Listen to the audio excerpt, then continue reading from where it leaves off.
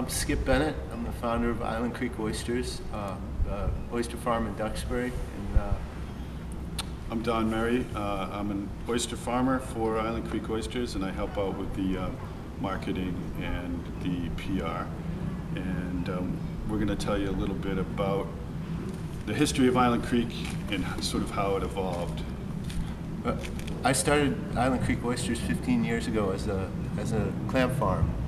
It was shortly after I graduated from college, and I'd heard about some people out on the Cape that were growing clams, so I thought I'd try it here in Duxbury, and did it for about 5 years, and looked like things were going well. And one fall, all the clams died.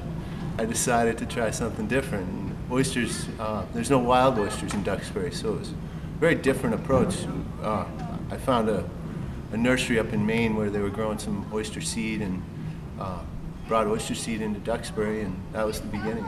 A dock that's used by the Duxbury Bay Maritime School, and under here are roughly 2 million oysters in their early stage.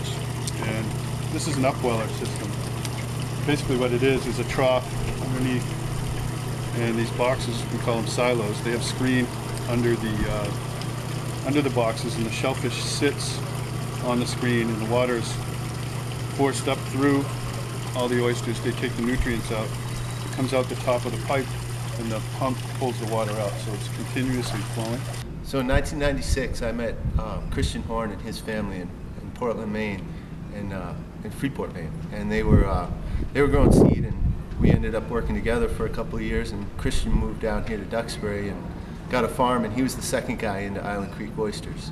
And shortly after that, we were selling to a fish market in town, and the owner was Don Merry, and Don was very fed up with being behind the counter all the time, and so Don came along, and he was the third guy in.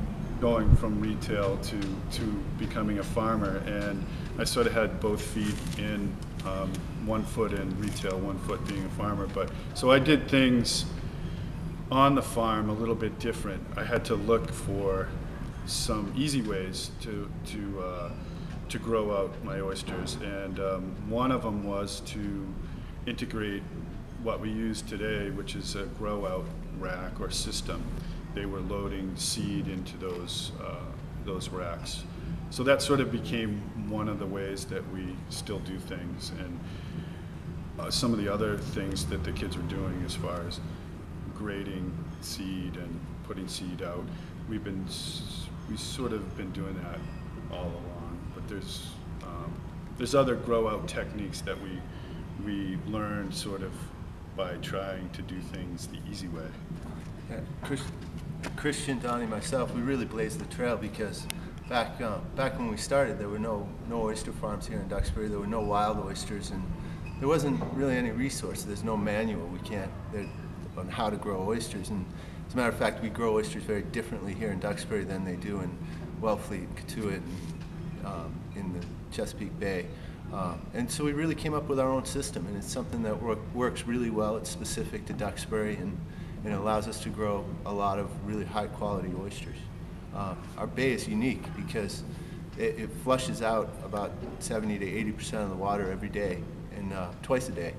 And it brings in cold water, and the cold water is the reason why the oysters don't spawn and we don't have wild oysters.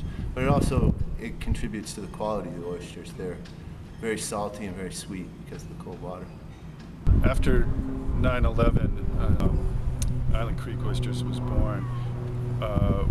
We were selling roughly 100,000 oysters a year.